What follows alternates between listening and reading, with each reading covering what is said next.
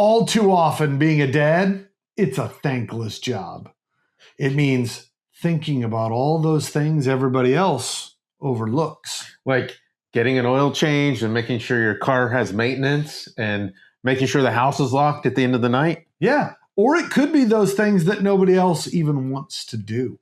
Like unclogging toilets and killing bugs and spiders. Well, tonight we celebrate those guys, those unsung heroes. Yeah, we're talking about dads.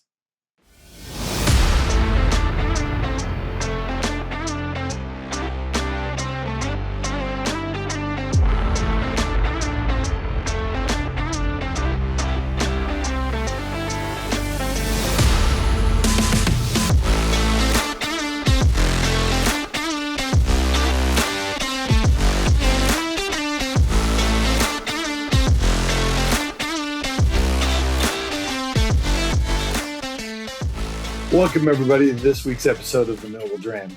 Gavin and Aaron here. And this week, we get to pay homage to the men that made us. Yeah? Literally.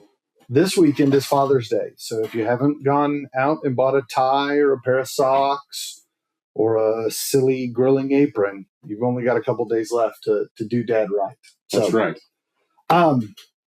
So one of the fun parts about Father's Day now, that we're older and we have kids of our own, is we get to receive Father's Day just like we get to give Father's Day. So we thought nothing better than having an episode in which we focus a bit on dads, not only what it means to have a dad, but maybe first off, what it means to be a dad. So, Gavin, who do we got with us today? Well, we have a very special guest with us. Tonight, whenever you're watching this, I'd like to introduce Clifford Walsh. Clifford, thank you so much for being here. Can you tell us a little bit about yourself? Hello, Clifford Walsh here, live in Tampa, Florida. New dad, only under 6 months on having a kid. So I had my first baby girl, so it's been a lot of sleepless nights. I was going to say, if you nod off halfway through the show, we will not take that personally. We totally understand. Yes. In a complete change, Clifford, we just had our youngest graduate from high school. So not together. Not. It gets better. No, it gets better. I'll say the problems change, but there's always problems. Mm-hmm. So, Clifford, can you tell us a little bit while you're here with us tonight? Can you talk about being a new girl dad in Girl Dad Bourbon? Yeah, so the concept really started when I was having a lot of those late night sessions. So my wife did all of the stuff during the day, and then it made me become a night owl and be in charge of our daughter when she was born through the night. So it was a lot of sitting on my phone, watching the nanny camera, doing nighttime feedings, trying to get her back to sleep. So I had to just kind of keep myself busy and not fall asleep. So it really went down, the continuing rabbit hole of bourbon. And while I was, before I was going to have my daughter, a lot of people were like, hey, let me get you a bottle or let me get you something nice or something. And I was like, whatever you like is not something I'm going to like. Please don't get me anything, you don't want to be picky, but you're like, everyone has their own taste profile. So I kind of came with an idea like, well, why don't I just make something for everyone? And then, it's kind of a way to like pay homage. And it's like, hey, I'm going to get a barrel. This will be for my daughter. And I'll start like a little bourbon company. And it's now escalated into a pretty big bourbon company with, we're buying 20 barrels at a time and we're having releases that sell out in 5 minutes. And it all started with just an idea of, having a daughter. Well, I hate to say this, but Gavin didn't pour me any of this yet. And I feel like if we're going to talk about bourbon, we should be sipping bourbon. I think this is a wonderful idea. So, to that end, let's crack in to the very first Girl Dad Bourbon batch. All right. I'm excited. I think, Cliff, this is the first batch that I have. Correct. Now, if my memory serves right, this is dubbed the Founders batch. Is that correct? Correct. Yeah, that was just kind of to signify, hey, this is the first round coming out, and anyone that kind of was interested in this, and I'll kind of get into that a little bit later of how this kind of all came about as well. But anyone that supported us, we wanted to make sure make it a little bit special. We didn't really designate anything on it, but it was just kind of referring it to as the Founders Batch. Okay, so let's start with the specs of what's in the bottle. This one's coming in at 101 proof. Is that right? Correct. 101 proof, which every single person has said it tastes way above the weight. So I guess that's a good thing to have. Free proof. It's aged 7 year, 8 months. Everything that comes out later is a little bit older, and we're coming in at 101 proof, all distilled in Kentucky, hand bottled in Kentucky, hand dipped in Kentucky. Really to pay homage to the Kentucky bourbon legacy. Is there something specific to the age or the proof as an homage of to your daughter, or what goes in this, or is this just like we tasted it in a variety of ages and proofs, and this is where the sweet spot was? So the age statement is just based on I wanted a pretty, older bottle. Didn't want to have, anything that's like 4 years, newly, anything with a month statement, like 36 months. So I really wanted to have something that a typical bourbon drinker is going to enjoy, and then also didn't want to have it to be something crazy, that's going to be a hard, rare, allocated 10 years, that's going to increase price. And then 101 proof is kind of a combination of birthdays, my wife's, myself, our dogs. So kind of we added it all up and it equaled 101. Oh, very cool. That's actually very, very cool. I love that. So to your description, I had never really pieced this together in my head, but a bourbon's age is often referred in a very similar way to a child's, right? That for a certain number of the first few years, they don't talk in years, they talk in months. And then you get to a certain age and they're like, yeah, we don't care about the months anymore. Now we're on to years. And then eventually you just get to the point where you stop counting anymore. And that's kind of where I am. Well, it's like even when they turn 1, you still count in months. It's like 18 months, 24 months. And you're like, why are we doing that? Why don't we just go 2 years? Yeah, you've hit the milestone to 1. Yeah, might as well. I don't know. Maybe this will change the industry. Just redo everything. So, Clifford, you have a preference? I'm indifferent, but pretty much Cliff. All right, Cliff. All right, then I'll go with Cliff. It is settled right here, right now. Yeah, it's official now. Sorry, it's on air. So, you said that your daughter's now roughly 6 months Correct. old. How long ago did the process of starting Girl Dad Bourbon, I'm assuming, predates the birth of your daughter? Because this feels like a lot to have happened in 6 months. Yeah, so I had the idea. I think we found out last March, April, we were having a girl. And I looked at it, my history. It was like, I think I was coming up with the idea just playing on ChatGPT, like in the summer. And then once I kind of got serious, aka, paternity leave started in November because we thought she was going to come early. I really geared up. So it's really, since now it's been 7 months from like pretty much bottle design, tasting, what barrel, what distillate we're going to put in it, figuring out the label, figuring out, distribution partners and things like that, marketing, branding, everything is kind of all come within 7 months. So it's been a short time. That is 8 months. crazy fast. Yeah. I mean, the notion that you could birth a bourbon brand in less time than it takes for your wife to incubate the child is awfully impressive. Was there a part of you that's like, I want to get this done before she gets done? No, I mean, it's just when you're the only one drinking, you kind of have a DD for a while too, so it's kind of nice, It does help. That does help. Yes. We've made that joke before. But then it's awkward if you're trying to enjoy a good pour all the time, and your wife's not, and you're like, sorry. You go to a restaurant, they got like a Weller 12. You're like, I'm gonna get it. I'm gonna try it. It's a little easier if she's not a whiskey drinker, so she doesn't feel like she's missing out on whatever it is. But yeah, it doesn't take too many times of you requesting the pregnant wife to be your DD before she's tired of that nonsense. So, riddle me this: if you would have had a boy, would you have called it Boy Dad Bourbon? No.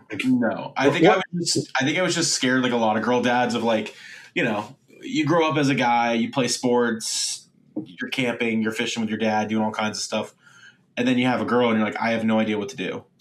I don't want to say my daughter will be very tomboy, but I've already started like trying to put a lacrosse stick in her hand and like swimming and like, making her tough, because it's just like, it's tough to be a girl, I feel like. So, I can't speak from experience, but I definitely, I think it's a lot easier to be a guy.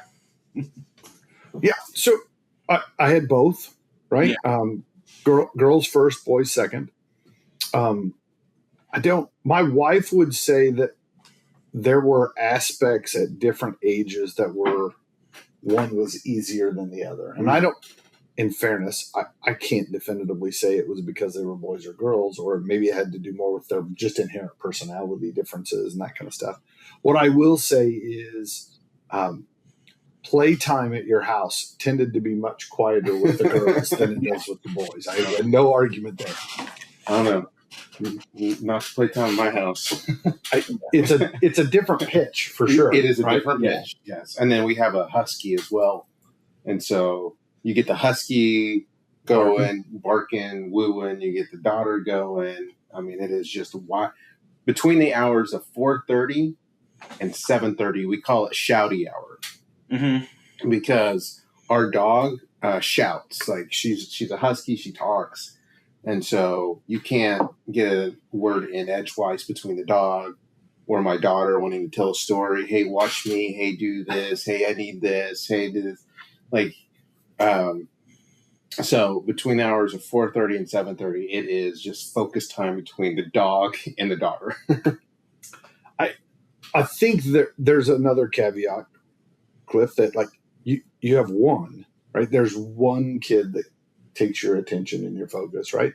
You get to a certain point and you're outnumbered and you just have to start running zone. You already feel that way. We have 2 dogs, and I'm like, I always thought I would never get rid of my dogs, but right now I'm like, they're licking her face as she's starting to eat food. We're putting her on the ground to do tummy time, and they're coming over and like jumping on her. I'm like, I'm going to throw you 2 in the pound right now if you do not get out of her face.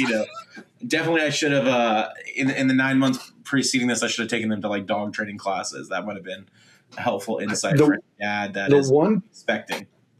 The one perk of having a dog in a house with your child is you don't have to clean the floor underneath the high chair, right? Like you have a constant wetback. Yeah. Wetback, yeah. I mean, it's definitely not a dry back. All right. So Gavin brings up this question of like, what if it had been a boy? Like, were you also preparing labels and DBAs in case it came out and the sonogram was wrong and you end up being a boy dad and have to revamp the label at the last minute? No, I mean, I was coming up with just put all your eggs in that basket. In the summer, just throwing them in ChatGPT, trying it. And it really wasn't until we were like in the hospital where I was meeting with my kind of bottler and like pulled the trigger officially. Because I just was like, I don't know. I love you were in the hospital meeting with. No, I was texting him. Yeah, he steps out into the hallway. I got 3.5 minutes for the next contraction. What you got? Yeah. I mean, we went in during Thanksgiving, so I was already missing out on like Thanksgiving football and all the sports. So. It's a negotiation tactic when you go in and say, "Hey, man, I got a timeline." Yeah. Right. And you're like, "Hey, I gotta get back in there." Yeah. Oh, my wife was having this baby and she wanted to keep it until December 1st. Like, so no matter what, we were having this baby and we were sitting in the hospital for 3 days. So, yeah.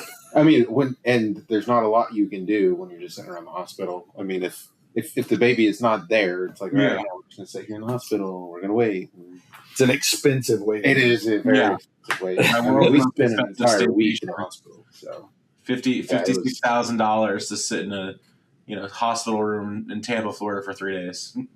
It's the most expensive hotel I've ever stayed in. Yeah. I'm assuming everybody does. You steal the little white blankets that they wrap the kids in because you're like, I'm paying this much. I'm getting something out of this. Yeah, for sure. Everybody gets the big cup when they give you full ice. Oh yeah, we still have some of those. Yeah. So you were talking about missing something. My oldest, when she was born, happened to be Super Bowl weekend, and so we missed going to the party.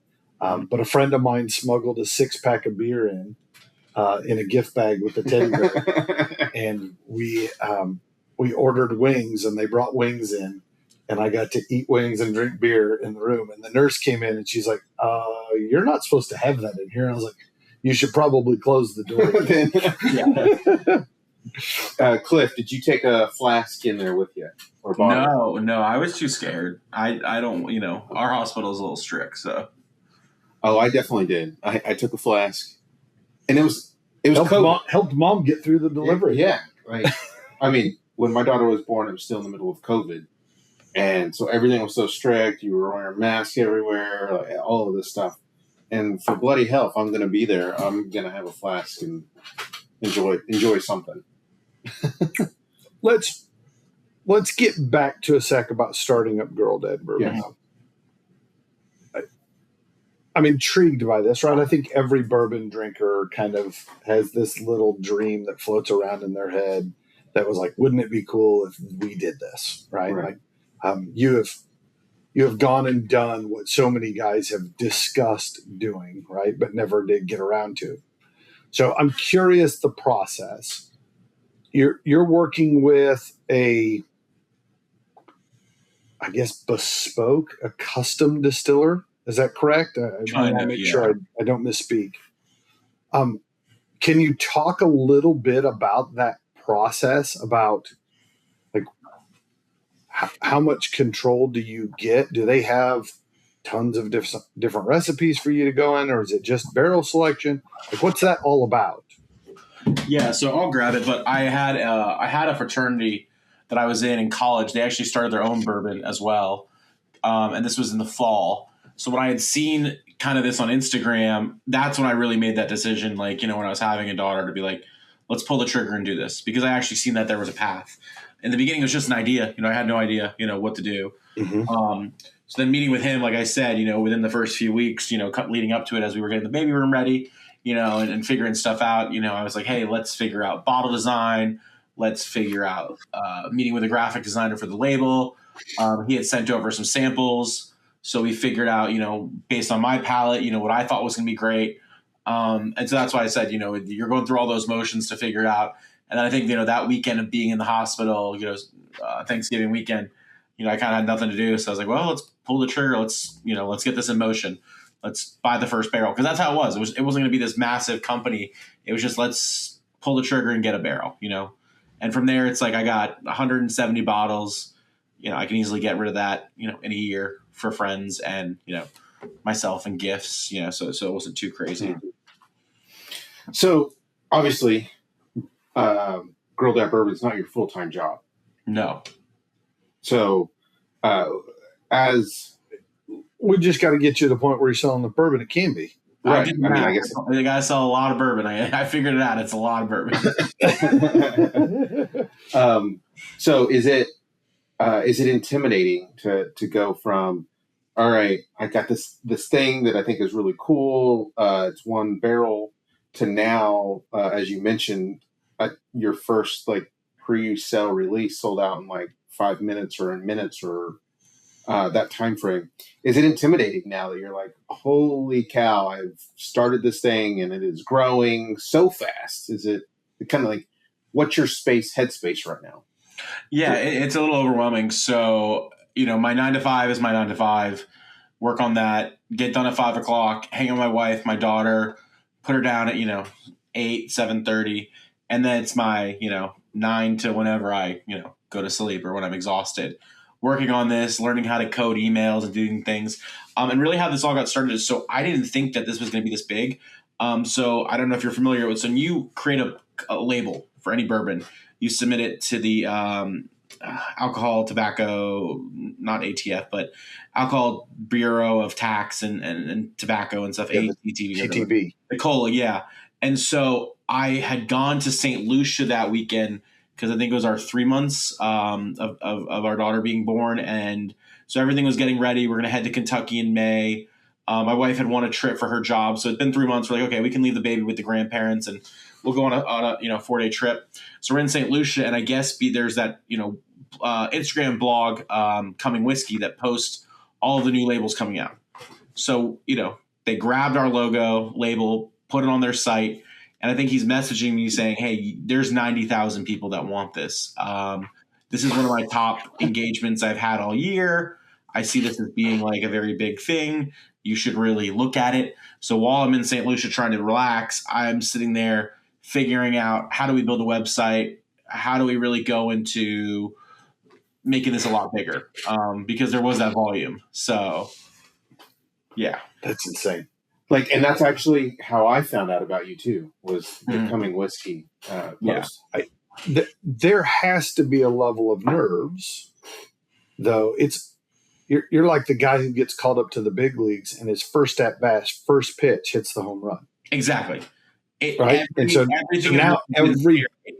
Every person I give a bottle to is a critic, and I don't want bad reviews. It's not like this is like, I wasn't a master blender for 15 years. I didn't age these barrels myself. So I'm hoping that my palate works well and works for everyone, and it seems like everyone's enjoying it. So we haven't got to the part where we're going to talk about what's in the glass, but so far I'm thumbs up for sure. No, but I can't help but think like this creates a bit of a mounting pressure in the fact that like the expectation is every release should be as good as the first release, right? Like, yeah. And to come out of the gates so strong is quite impressive. It's almost like mistakes were made. And, I like to call those poor choices. And so this was another question I want to ask, and maybe this would be it's a good lead in, because you kind of talked about an aspect that would be quite daunting to starting a brand that just kind of seemed to work. So I had written the question like, what is an aspect of doing this that turned out to be much more difficult than you thought it would be? And then the follow-up was going to be what was actually easier than you thought. I think we've kind of already told half of that story, though. Yeah. So I would say the hardest part is distribution. I think we all know the 3-tier system is super complicated. It's not easy to be a small craft distillery, a small bourbon company, and get barrels out there or bottles out there, especially if you're unfamiliar with navigating this. A lot of this has been on Claude, ChatGPT, learning how to do it. But I actually was lucky because my bottler is a company called Southern Specialty Spirits. So they've had some familiarity, navigating, working with bluegrass distilling in Kentucky, sourcing some barrels from private rick houses, and then working with Steelbox. So we kind of had a path. But again, I don't think any of things that we thought when we were discussing this, right before my daughter was born, like this was going to turn into this. So it was easy to say like, oh yeah, we'll get some barrels, we'll put them on Steelbox, or I'll buy them. Friends and family will get them. Easy. But when you have, 90,000 views in a week and everyone wants your bottle, you got to figure out how to then, scale, grow, produce, get in people's hands. And that's been the challenging part, I would say. So going from the concept of one barrel to where we are today, the first batch you said is how many barrels? The first batch was about 3 to 4. Yeah. So it's still not a huge number. No. But then the next batch, did you say you were 20 barrels? Yeah. 20 barrels. Okay. So that's a big jump. We're scaling. Yeah. No, it's an impressive feat. As guys who did our own barrel picks here local, and now we're trying to figure out how to motivate people to come into a store and purchase those bottles. Even one barrel can be a lot of bottles. And trying to figure out how to not oversaturate a market, but like just the notion that many people are like, yeah, I'm in. And I think it just speaks volumes to like the name Girl Dad. Like when I found out that we were having a girl, I was ecstatic. Like that's I won out. My wife wanted a boy, and I wanted a girl. Maybe I shouldn't put that out there. Oops, it's out there now. Sorry, princess, but mommy didn't want you. Oh, good Lord, man, that's a rough one. But being a girl dad to me was like I grew up with a lot of boys, and so I wanted. You were the one that got picked on. That's what it is. Yeah, I had an older brother that was pretty big, and nobody wanted to mess with him. I think we all, as guys, you kind of alluded to it earlier, Cliff. This idea that like you close your eyes and picture what it means to be a dad, and you picture all the things you do with your son, right? Like you're playing ball in the front yard, or you're going fishing, or you're going camping, or like all that kind of stuff. And so, like, for me, like I kind of was thinking, oh yeah, like the first one will come and it'll be a boy. That's just what it will be, right? And then the first one comes and it's a girl, and wouldn't have traded it for the world, right? Love her to death. She's my whiskey drinker, right? In our family now, she's old enough. But yeah, it's a different dynamic, and the really fun part is sharing some of those things that you kind of always thought you'd share with your son, but now you share them with your daughter, right? And so it's a fun twist on what it means to be dad that I don't think we were quite expecting when we decided to have kids. So one of the fun things, so Erin and I do a bottle share every year right around Christmas time. And ever since she's been born and she could set up in a seat, she sets up in the chair next to me. And as I got the whiskey tasting, little bottles that we do for the bottle share, I'm doing that, and I've got music playing, and she's over here coloring or doing whatever. So she sets up there with her own whiskey. Yeah, drinking apple juice that looks like whiskey, just to be kind of hanging out with me. And I love that. It's kind of our yearly thing now. There is absolutely nothing that melts a dad's heart more than the daughter who wants to do what dad's doing, right? Yeah. And I'll be honest, when you have boys, it melts your heart when the boys want to do what you want to do too, right? Like, yeah, it's any of your kids are going to fall into your passions and your hobbies. I mean, yeah. I swam in high school. I played lacrosse in college. So that's kind of what I'm pushing her towards, So it's like, because I'm familiar with that, that's my hobbies, my skills. So yeah, I can't do gymnastics. So yeah, I can't teach that. Yeah.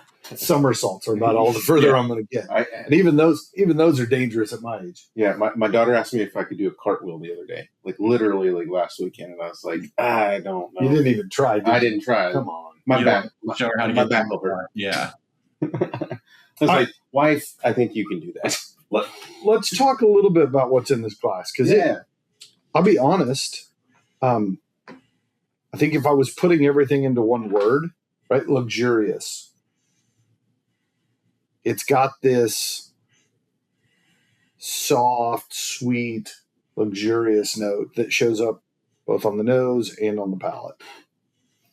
Mm-hmm. I think it's rich in like the caramel and the spice. Like I can smell the baking spice right off the bat on this guy or gal, I guess. Yeah. No. She's a lady. She's a lady. She's a pink lady. I think you get obvious bourbon characters right out of the beginning, right? The vanilla, there's a little oak, there's a caramel note, there's baking spice, those kind of classic-y bourbon flavors. But yeah, I think rich is a way to describe it though. Like it's not. Sometimes you get all of those flavors, but they all somewhat feel muted. Like this feels like a big bold chord, so to speak. So, on the palate, do you think that tracks? Oh, absolutely. I actually say I think the palate is a little sweeter than the nose was, which was a little tough to imagine. But I'm with you, Cliff. You started in saying that like it kind of punches above its weight, so to speak. Exactly. On the palate, it tastes more bold. Sometimes you get sweet stuff, and it tends to become sweet because it's soft. And I don't think that's the case at all here. I put on the palate So Werther's Originals are some of my favorite candies. It's my old man candy. It's old man candy. Keep it in your cardigan, my cardigan sweater right Yeah. here. So when I smoke my tobacco pipe, I have something sweet. I think there's that kind of Werther's Original, kind of a buttery, scotchy, kind of caramel flavor. Excuse me. There's some creaminess to it, and then I put one of my favorite things to talk about is cola. I think there's a bourbony cola that I get out of it. No cola on there at all. You don't get any cola? No. Oh. No, it's like in the finish, I tend to get more, the baking spices become heavier for me. The nutmeg, the cinnamon, like that kind of stuff really starts to show up. Snickerdoodle cookies, kind of on the finish. That kind of cinnamon toast. Yes. Right? Like that kind of stuff starts to show up on the finish. It's a longer finish than I think I originally thought, right? At first, because that sweetness tends to dissipate, you kind of felt like the finish was short. But the more you sit here, you realize there's actually a lot of other stuff going on that kind of lingers longer. Yeah, I think she goes for a ride. It's a unicorn. Yeah. So I will say, I really do love the logo. Yes. The idea of I've never met a little girl who doesn't love ponies, who doesn't also dream of owning a unicorn. The homage to the whiskey world and what we refer to as a unicorn, right? That kind of this fun treat that's hard to come by. Limited releases, everything about it kind of lines back up. I like the play on all of that. And I actually wear unicorn every single day. I don't know if you know this or not. What? My ring. Oh, I thought you have a weird tattoo you're going to share with everybody. It's my tramp stamp. No, I have my family coat of arms has a unicorn and a lion. So my ring that I wear has a unicorn on it. There you go. I mean, and you were destined. I was destined. Genetically predispositioned to enjoy this whiskey. All right. So before we give scores, I think it's important to kind of run down, just give everybody an overview again of how we score. I'll give them all, even though I think a whole bunch of these are wasted airtime, right? Anything under 60 is undrinkable swill. We're not interested in it. 60s, right? From 60 to 70 would mean I'd be interested in drinking it, but somebody else should pay for that glass. I don't necessarily need to spend my money on it. 70s turns into I would absolutely buy a glass of this, but I don't know as if I need a bottle in my collection. 80s run from wouldn't mind having to gotta have it. 90s get into those rarities that only my closest friends know that we have. So that being said, Gavin. No. This is my bottle. Yeah, but I gave the score. So first and foremost. All right, I'll give my number. First and foremost, Cliff, on the notes, did we kind of hit it? Yeah. The goal is to hit every of your old classic Kentucky, being a Kentucky straight bourbon whiskey, with kind of a high wheat mash bill. That's exactly what it is. And like I said, I didn't barrel this. I didn't know the barrels, I had a sample, and then when we got to the bottler, we cracked the barrels open, so it came out perfect. That's kind of what I gotta say. So there's a bit of dumb luck in this bottle too. I don't want to say that, but again, I think that's half of parenting. I was going to say, if there is anything I could wish upon a new dad, it's dumb luck. Yeah, sure. I mean, it's trial and error and dumb luck. I'm sure it will. It would be awesome to be great, but to be lucky still works out pretty damn well. Yeah. So I've got no complaints there. All right, numbers. This is flirting with the don't share with people. That's how good I like this one. So I'm going to give this an 89.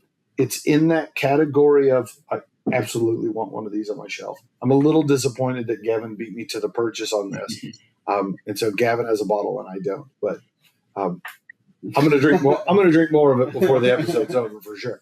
I will say one of the things that has always been a struggle for me, both being a bourbon and a Scotch drinker, is one of the things I really love about Scotch is that the nose and the palate and the finish don't align with each other. But yet, you go look at all the bourbons I give really high scores to, they're ones at which the nose hints at the palate, which hints at the finish, and you kind of get this chord that sings all the way through. And there's something beautiful about the soft sweetness that comes with bourbon and that kind of consistency across that I think you nailed on this one. Mega kudos on my end. 89 for me.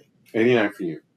I am just squeaking above you at a 90. See, if you don't know this, but every episode, Gavin one-ups me by at least 1 point. So, as a girl dad, my daughter is she's about to turn 5, so still young on that side. I think you can't say that to a guy who has a 6-month child. 5 years old is really old. It's like 10 times it's older like 5 than years in the future. Yeah, 10 times older than his. No, the notion of being a girl dad, the story behind it, the label, the logo, everything about it, I absolutely love it. And that's outside of the whiskey, and then add that to the whiskey. The story was enough to give it 1 more point. Yes, make it 90. Yeah, that's fair. Good story works. I'm a sucker for the story. I think the whiskey it's not the fastball down the middle. There's some of it, but I think there's a little bit left or right. It takes you for a ride, and I enjoy that. And I enjoy that it just lingers and goes and it rides. And not all bourbons do that for me. I was so afraid you were going to make a grab the horn unicorn joke or something there. I felt like we were heading in a bad place. Let's put a saddle on it. No. No, you don't need. I don't know as if this is a universal truth, Cliff, and you can agree or disagree. But does anybody put a saddle on a unicorn? I think you ride a unicorn bareback. El natural. Well, this unicorn's got a saddle on it. Has one on here because it's really also kind of a very homage to like Kentucky Keeneland when I used to go there in college. Like the jockey's outfit is actually my mom's alma mater. Her college is like in a floral pattern. If you look at the mane of the horse unicorn, my daughter's name is in it. I was going to ask about it. Yeah, the farrier nails. There's in the established in the horseshoe. Like there's 3 on each side because my grandfather had 3 daughters. So there's a lot of like little symbolism.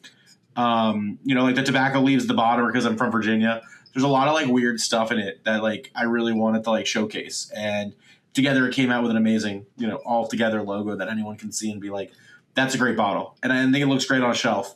The whiskey is 10 times better than the presentation. And I want people to open it up.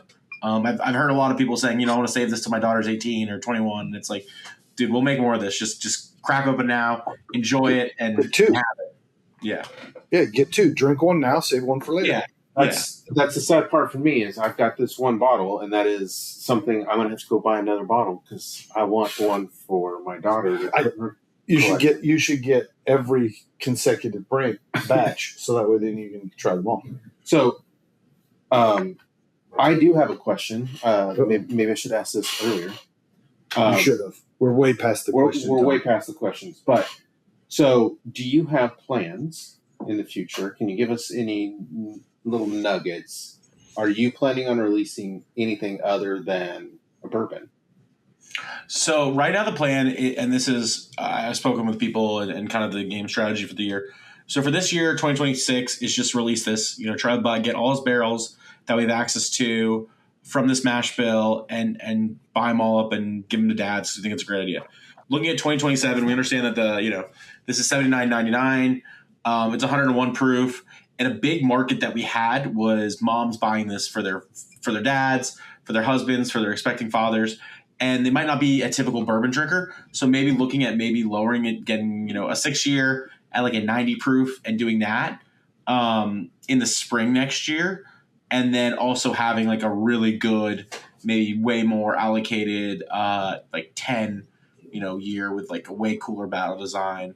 because I feel like I've hit the mark in kind of being in the middle of being between two fences, and being from a novice bourbon drinker gift to this is actually a really good bourbon that people enjoy, and wanting to figure out how can I capture two markets. Yeah, it makes tons of sense. Yeah, no ideas of doing anything for like boy dads or girl moms or anything. I mean, that's like a long way off, but it's for right now. It's like focus on bourbon, focus on girl dads. Great product, even if you're not a girl dad, still amazing bourbon that you can enjoy. Or when you're at someone's house, have a pour if they're expecting a girl or their daughter graduates high school, bring it over for that dad. Yeah, now I'm picturing like all different kinds of spirits, and what do you call all of them? Right?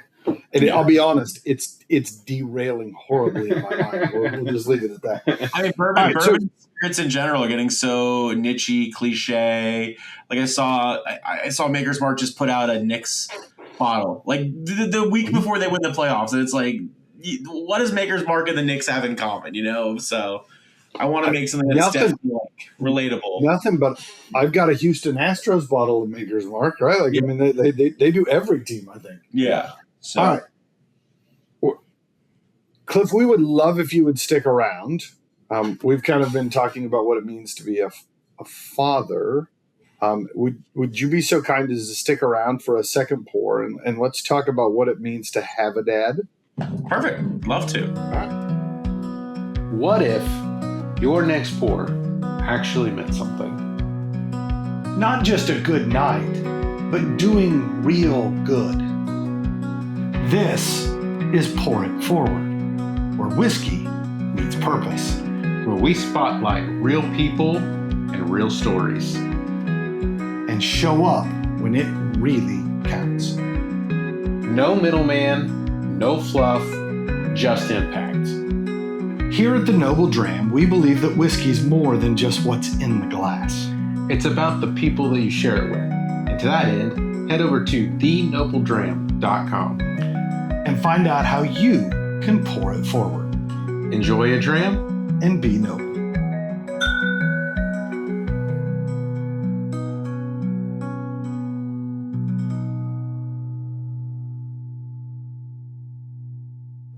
Okay, so we just talked about what it really means to be dads, right? We're all three girl dads. Aaron has boys as well.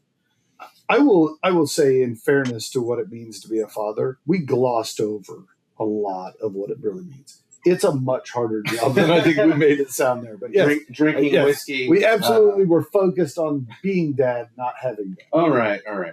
So let's talk a little bit about what it means to have a dad, right? Everyone has a dad or has had a dad, right? I am in the unfortunate camp that my dad is no longer with us. So Father's Day for me can be hard sometimes. And in that, I find comfort in that I'm not alone in that, because a lot of dads don't have their dads, or a lot of people don't have their fathers anymore. And so, not to get sad or go down that route too much, but I am in the camp where my dad is no longer with us, and I grieve that every year right around this time. But I want to celebrate those that do have their dads, and let's talk a little bit about what that means and what that is. I think you don't have to say celebrate people who have their dads. It's celebrate what your dad ultimately meant to you, right? Yeah. Sure. Fair. All right. But that means we need another bourbon, right? We got to have another tasting. Yeah. And so I sat down and thought to myself, is there a dad or is there a bourbon that personifies having a dad? And I'll be honest, I looked long and hard for a Tom whiskey, and I didn't find one, right? And so, sorry, Dad. Start your own bourbon company. We'll put you on the show again. He's like, well, I'm just going to go do that. So I said, well, if everybody has a dad, then they also have a granddad.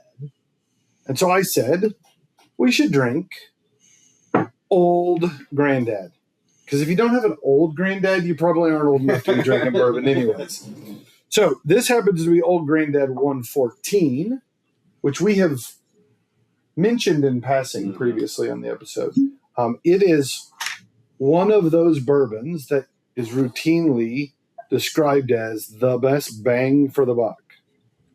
And we've talked about how it doesn't always bode well for a whiskey to be claimed as the best bang for the buck. So, Cliff, I know you don't have our exact bottle. You've got something much nicer, freshly picked up bottle of Old Granddad, but yours, hold it up there so the world can see it. His is even prettier to look at. I bet it tastes Mine better. doesn't actually have the photo of Old Granddad on it, which is a little Wait, depressing. what? No, there's nothing. How do There's we even no mention anywhere of it. So I'm kind of like how do we even know that's the same Granddad? Exactly. I feel like every Old Granddad has except for this one, which is now. That's just let's. All right. Well, so I now think we need to write to to Beam and let them know. we need to send a strongly worded email. All right. So, Cliff, I'm going to give stats on ours. I want you to tell me when your stats differ than ours. So, Old Granddad 114, named so because of, well, a granddad. I'll get to that in a second. But the 114 is in reference to the proof. So, it comes in at 114 proof or 57% ABV for those people who like the smaller numbers. Gavin made reference to it. This is made by the guys over at James B. Beam. Is yours also a 114 proof? Correct. It says Old Granddad on it, although no photographic proof of Granddad. I assume also made by James B. Beam and also made at the same Claremont, Kentucky distillery. Yep. All right, so mine has no age statement, although it's relatively common assumption is that Old Granddad 114 is aged roughly 7 years. Does your single barrel have an actual age statement? Yes. So this is a single barrel, aged 7 years, lot number 1. So this is the first. Yours says lot number 1. The back of ours says lot number 1. I don't know what the lot number now means. I thought like, oh, they got different lots. Maybe it's the parking lot the guy that works at the distillery has to park in. They all park in lot number 1. Now I need to get a bottle of the single barrel because I really want to know. Because if this is roughly like what could this be the same stuff in a different sticker on the front? Could it be the same barrel? The bottle looks eerily similar too. I don't think they're using a different exact plastic same shape. I believe with the exact same labels in the middle. It's just different. All right. This will be the part where somebody comments about how we could not be more wrong with our mine has a high rye mash bill on it. Yeah. So high rye, this is 63% corn, 27% rye, and 10% malted barley. They've just rebranded it with an age statement and calling it a single barrel. All right. So the question of Old Granddad was whose granddad is it? So this is actually named after Basil Hayden Sr. Wait, you mean Basil Hayden? Yeah, the Basil Hayden. Basil Hayden Sr. This was named by the third generation Hayden distiller at the distillery at the time, which was called the Old Granddad Distillery. So back in 1882, Raymond named this after his grandfather, Mr. Basil Hayden. I call him Ray for short. You do? Yeah. You guys are close? Yeah, we were close. Yeah, no, I get it. Not so much anymore, but we don't hang out as often as we used to. So I want to spend a bit of time talking here about how our dads impacted us, or maybe to this day continue to impact us. So we've had my dad on the episode. Everyone is at least vaguely familiar with my dad.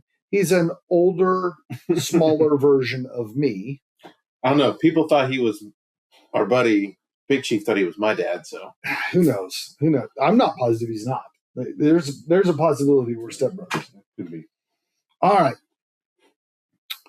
As we sit here, sniff, sip, and savor this glass, Cliff, I guess the question to you is, you find yourself just about to become a dad.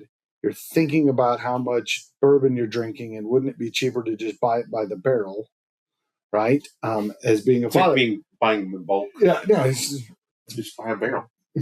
a wholesale approach, right? We talked about Costco. Might as well. So the question, I guess, becomes is, did your dad influence your whiskey journey, positive or negatively, perhaps? Like, was he an instrumental part in where you find yourself today? So yes and no. So my parents were divorced. So I saw my dad on the weekend, and he never drank, and he still never drank. Never drank at my wedding, nothing like that. And I guess because he had an accident, fell off like a deck, in college, so just kind of gave it up. But he was an entrepreneur. Not didn't drink around you, but like doesn't drink. Never, no. So my mom never saw him drink. So yeah, so he actually started a watch company before I was born. So he had the entrepreneur spirit. So I got a lot of that from him. And then at the same time, when my parents got divorced, I was raised a lot by my grandfather, who I'm named after. So I, use that as a reference. And like we spoke about in the Girl Dad Bourbon, that's a big part of my life. I actually have his Harvard banner next to my diploma, which is way nicer than my diploma. So I keep it in my office. Yeah. Well, I should say that's very fitting of what we're drinking. Yeah. Yeah, we're not drinking old dad bourbon. We're drinking old granddad bourbon. Makes sense. So here's a question: what did you call your granddad?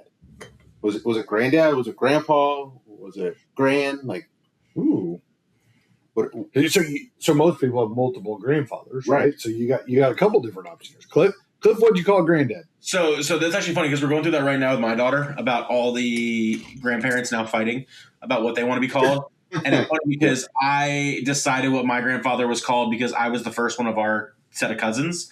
And I couldn't say Ga, our grandfather, so I called him Ga, just Ga. And that stuck with him. Like that like when I was born in 1990, like he almost went by that professionally.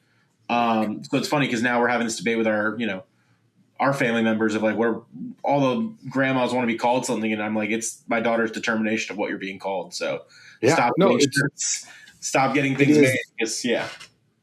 It's like trying to pick your nickname amongst your friends, right? Like that's not how it works. They pick your nickname. It's exactly. Yeah, for sure. I loved everything about that story until you said you were born in 1990. Holy, that makes me feel old. Well, it's because you are. It puts me roughly the same age as his grandfather. No. So look at the way you graduated college. I don't think you're born yet. So the question would be, Granddad is a whiskey drinker. Did Granddad have a go-to bottle that like that always harkens you back to Grandpa? No, he was a wine drinker. My grandfather was a wine drinker, so no, there's not a lot of bourbon in my family. Coming from New Jersey and then DC, not a large history of bourbon. I think maybe the bourbon in my family really comes from when I went to school in West Virginia. And like I said earlier, we would just go on the weekends to Lexington, Kentucky, and kind of betting on the ponies, and that kind of just started my infatuation at a young age with bourbon, which at the time I think the only thing I could afford was old Granddad, way back in the day. So Cliff is Gen 1. Gen 1. I like it. Daughter's already Gen 2. She's already part of the whiskey business. Yeah. Right. I mean, her name is on a label. Wait till she starts teething, then she'll be a consumer as well. Mm-hmm. All right, so Gavin, how about you? We've talked a little bit about our dads on the past. Right. Did Dad have a bottle that, like, now every time you see one, like, you can't help but think of Dad? Yeah. So my dad, hated it or not, he was a Crown guy. You can't say you hate your dad on the air. No, so hate it. Hate that he was a Crown drinker. Yeah. Okay, like sorry. You either have people that are okay with Crown, or you got people that are snooty and say, no, I won't touch that stuff. This guy right here. No, it's not fair. We did taste Crown on the air, and I actually thought it wasn't that bad. Yeah, but that was not your normal Crown. No. It was bougie Crown. It was bougie Crown. So there's just something about Crown and Coke. Crown and Coke was like the thing that my dad would go drink whenever we'd go bowling or whatever. And so that's what I order when I go bowling, and I pretty much only order it when I'm at the bowling alley. And it is like the homage so many fun storylines I want to explore. Oh, in this no. story. Oh, no. Back when Dad and I were little and we'd go bowling together. Nothing screams I'm from Oklahoma more than Dad and I going bowling. I mean, why not? There's nothing else better to do. I don't know if I've ever seen my father bowl. Really? No, my dad ran a bowling alley for a while. Well, that makes a lot more sense. And then I worked in that same bowling alley years later when I was in high school and college. So yeah, Crown and Coke was like his thing, and so the purple velvet bags and all of those fun things were just normal things around the house or whatever. Like he'd use them for, I don't know, like to put random stuff in. Screws, bolts, put yeah, a pack of cigarettes and a lighter in it and carry it around. I mean, whatever, right? So I fell somewhere in the middle. As a young child, I don't remember my dad ever really drinking much. Guys would come over for poker night and he'd drink some beers, but like it wasn't a regular thing. And then about the time I started getting into whiskeys, that was about the same time he got into whiskeys. And my dad is an avid peaty, smoky Scotch guy. And I'll be honest, my dad has an absolute disdain for bourbon, which I can't quite wrap my head around. Right? I don't know how you like one and not at least appreciate the other. But because typically it's the other way around. Here in the States, for sure, right? Go overseas, and I don't know as if that pattern quite holds. Yeah. So, one of the things you often see in TV, movies, whatever, right? The glass of whiskey is used as a setting for one generation to pass upon the next generation quips of knowledge, if you will. Was there a moment that you can recall, Cliff, where you're sitting down and Grandpa's got his, or Ga, I should say, right, got his glass of wine, and he sits down and begins to wax poetically about the finer aspects of life, and you just kind of got to sit there and absorb that? Or was he a philosopher? No, he probably thought he was a philosopher, because he went to Harvard. But I think my most connotation with him was falling down our family stairs after way too many glasses of wine. And that's when we then decided you will be getting the non-alcoholic wine when you visit us. Maybe we shouldn't have you sleep in the basement, So I think he was a man that retired and, then he took full advantage of, I don't have to do anything anymore. I can just drink, Chardonnay every day. So, I think somebody else made a recent fall down the stairs. I fell up the stairs, and I actually had not been drinking. I was just in a hurry. We were on a phone, I think, yesterday. Yeah, yesterday. I was. This week's a short week, right? Like, so normally we try to shoot episodes in advance, but today we're shooting, and then just in a few short days, like this has to go live. And so I was trying to get as much stuff pre-prepped up and ready to go, and I was on the phone with Gavin, and I had something in my hand, and I was hustling up the stairs, and I missed one, and I fell on the stairs, stone sober, not a drop of alcohol in my system. So all I heard was the phone drop. I'm okay. In fairness, I was fine. Right? I wasn't. You're here today. I'm here today. So for me, like, there is, even when we're not talking about dads, right? Being fellow dads, that we often get together and we share kind of the insights of what it means to be dad. I think there's something wonderful about the community and camaraderie that surrounds a glass. Gavin and I are often making this. I won't say joke because I don't think it's a joke. We often say that what's in the glass is less important than the people around it, right? That's the beauty of what whiskey is, for me at least. Right. Is that it's an excuse to sit down. It's an opportunity to sit and share. It's a vessel. Life experiences, stories, whatever you want to share. And I think that's where what it means to have been a son and heard dad's stories, which ultimately become your stories when you pass them on to your next generation. There is something incredibly moving as a father to hear one of your children quote you to somebody else. Right? whatever quip it is that you get, you become fond of saying. And then this happens to all dads, right? Like I can think of things my dad used to say repeatedly. I can think of things I have said repeatedly. We happened to be together with all the kids at Mother's Day. And somehow the conversation came to the things Dad used to yell at the kids. And so then, of course, all my kids are sitting around the table sharing all these things. And I realized, like, they've been listening all this time. Like tears in your eyes. Like, they've been listening to me. Like, they've never implied or never suggested they've been listening, but they have been. So it's such a powerful thing to think about how customs and traditions and knowledge and stuff passed down from one generation to the next. All right, shall we talk about whiskey here? Yeah, let's do it. Cliff, we're gonna talk about what we get. I want to know if yours matches us or not, because I'm not convinced the single barrel isn't a bit of a hoax, and it's just the same stuff that we're getting. $10 more price tag. And Gavin, you were adamant that I went first last time, so I'm sorry, my friend. Is it me? You're on the hook. I think on the nose, this one, I still get a baking spice note. I think there is a bit of almost like a red hot on the nose for me on this, and mixed with I can't help it. You're gonna say cola again? Right? No, oh. I'm gonna say I think there's a bit of a dusty peanut. A dusty peanut. A dusty peanut. Like you're at the Texas Roadhouse. And it's the bucket that's been there for 2 Cliff, long. I don't know if you got Texas Roadhouses around. Yeah, we have.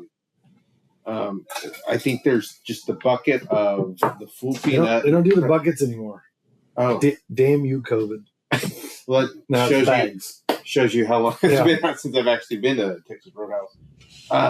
But that's what it reminds me of. I think that there's, I can't get away from the bean peanut thing, but that's influenced it. I see the cinnamon. I think more like Big Red gum, maybe. Okay. Right? Not quite as sweet of cinnamon as I think of when I think of Red Hots. Right. A little bit of clove, a little bit of baking spice on the nose. I think as you roll into the palate, some of that softens and the sweetness shows up. You can't help but compare the two, right? Like we went from one that I think was much sweeter and caramel vanilla-y on the nose to this one's a little sharper. Right. And I'll say historically, I've always said one of the beauties of Old Granddad 114 is like there's nothing abrupt about it, right? It's very much the standard C chord, right, on the keyboard. But it's funny now to compare the two. Like this one now has a distinct flavor that stands out compared to the previous bottle, which is a funny twist to me. Cliff, you agreeing on your end? Yeah, so I think I haven't had the single barrel before, so this is interesting to try it compared to, tons of times having a classic Old Granddad. I would say on here, the rye really comes out a lot. Maybe that's just because this is a single barrel. So I think I'm getting, those notes, and maybe I don't feel like it's 114. I feel like it's higher on the proof point. But again, like we said, we just had the Girl Dad, which is really sweet. So, and I would say on this, I think this would be amazing in any good cocktail that you wanted to really make it a little stronger. I think this would be the perfect mixer because I think it was like $35 at Costco. So it's perfect to add into a drink to just really, after a stiff day, have a good stiff drink. Price point screams do whatever you want with this, right? Like it's go to town. Yeah, take a flyer on a cocktail you've never tried before, right? If you hate it, like you didn't waste a bunch of high dollar whiskey. All right, so I'm with Cliff on the rye note, but I think it actually becomes a little bit more prominent on the palate than I think it was on the nose. Mm-hmm. Do you agree on the rye side of things? I do agree with the rye. I think the peanut influence on this for me continues on, and I think there's maybe it's just because I've been eating a lot of nutty bars lately, but I think that there is a peanut chocolatey note that just screams Little Debbie nutty bar to me. Oh yeah, like I remember it, like with the wafer, crispy wafers. With the wafers, yeah. I know what you're talking about. That is just right down the middle for me on that. Right. So often when we talk rye, mint and dill come to mind, and I don't get either of those two. I get more of that pumpernickel bread, rye bread kind of bite. Can we just say pumpernickel? I do like. Who doesn't love the word pumpernickel? So to me, like when you sit down and start tasting high rye bourbons, right, you get those three flavors, and they can sometimes show up in pairs. But this one, I get almost no mint. I get absolutely no dill, but I get pepper. Yeah, I get that black pepper, that kind of bite. I mean, that's what's on this label is just black. So I mean, I wonder if they're paying that up. They're leaning into it. Barrel, yeah. There's no Granddad, but there's black, so. To me, again, like you can't help but contrast the two bottles sitting in front of us. Right. One of them leaned into the baking spice and sweet aspect. The other went baking spice and peppery dry. Mm-hmm. I'll be honest, I've had Old Granddad before, blind, right? When you didn't know what it was. And I thought, too simple, right? Just didn't have enough of something to catch my attention. And then I've had other sips where I was like, oh, so beautifully balanced, right? Nothing is out of whack in it, which I think is a different way of saying the same thing, right? It's intriguing to me that now I've identified a flavor profile that stands out to some extent. All right. Numbers. Oh man, go back to the Girl Dad. No, I'm kind of saving this for my closeout. All right. So numbers. I'm gonna. Well, I think it's a fair thing to ask Cliff. Yeah. No. Second, you have to go first. You want me to go first? It's not fair to make Cliff go first. Okay.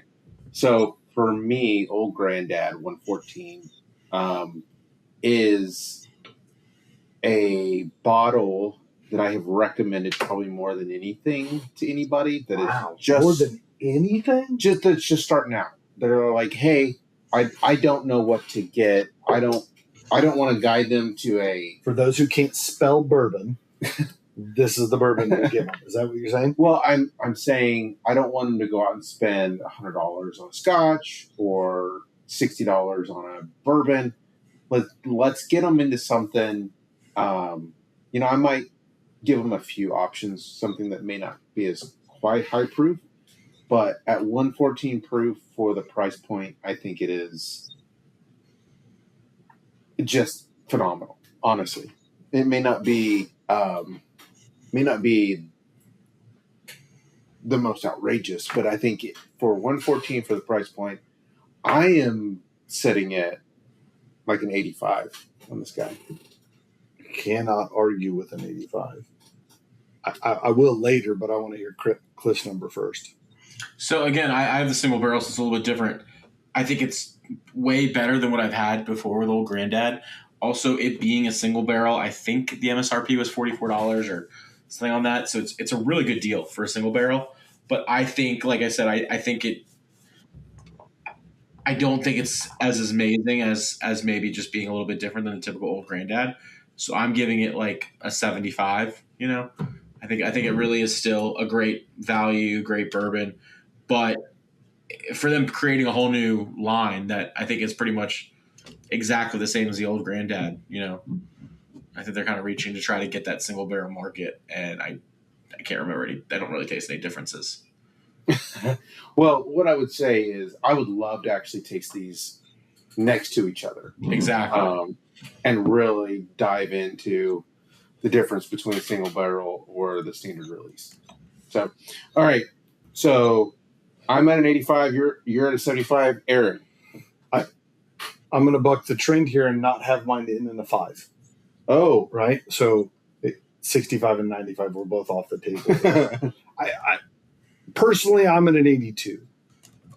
I would say its price point helps. I think if this was more expensive, my number would have come down just a little bit, right? Same. But because it is so affordable, ultimately what I'll say is there's nothing objectionable to Old Granddad 114, but there's nothing that wows me either, right? Which kind of puts it right around the upper 70s, low 80s range for me. I like the idea of how do you put this into a cocktail? How do you put it into a mixer? If a buddy came over and said, I want a whiskey and several cubes of ice, sure, knock yourself out, right? Not going to bother me in the least. To me, 82, have it on the shelf if you've got a spot for it, but I'm not knocking over a little old lady on the way to the door to try to grab one of these, right? You're not camping out at the liquor store. No. This is not an overnight stay. Which is funny because I just looked at it. So I said, I got it at Costco, and I'm looking online real quick, and typically this goes for like $50, $53. So it's almost double the price of a typical Old Granddad. So for double the price, it's not, double the value, double the taste, I would say. So well, to that, Cliff, let us start by saying, one, thank you very much for being here. We appreciate that immensely. We know your time is limited between real 9-to-5 job, running Girl Dad Bourbon, and raising a girl. It's a daunting task, and so cheers and kudos to you for all of that. We thank you very much for coming on tonight. We appreciate it. Before we let you go, can you tell the folks out there where they can pick up Girl Dad Bourbon? So like we said, we sold out first time within minutes on Steelbach, sold out with like in under an hour the second time. The strategy for the moving forward for the summer is to release on another distribution site that should then get us in 48 states for online resale, as well as we're starting to work with getting into retail locations in Tennessee, Texas, Florida, South Carolina, and I think Kentucky. So we're definitely trying to spend the summer, regrouping, figuring out next plan of attack, and then trying to be available more across the country. Okay. Awesome. Well, again, we just want to say thank you so much for spending the time with us. Hold up, before you cheers, is that the right glass? No. I feel like the scores suggest we know which bottle we're cheering with. For sure. First and foremost, for the fathers out there, happy Father's Day. We appreciate every single person that watches the show. We appreciate all the dads out there doing the hard work, being present, always being there for your kids, and we absolutely love being girl dads. So cheers. And Solange va. Cheers. We want to thank you, our noble listener, for joining us. We believe each whiskey has a story, and so do you. So give us your thoughts by leaving a comment. And if you have a whiskey you'd like to see us share, let us know. You don't want to miss a single episode, so subscribe to our YouTube channel. And make sure to like and follow us on Facebook, Instagram, and TikTok to stay up to date on the Noble Dram. And if you find watching us difficult, you can always listen to each episode on Apple Podcasts and Spotify. As always, be noble and enjoy your dram responsibly.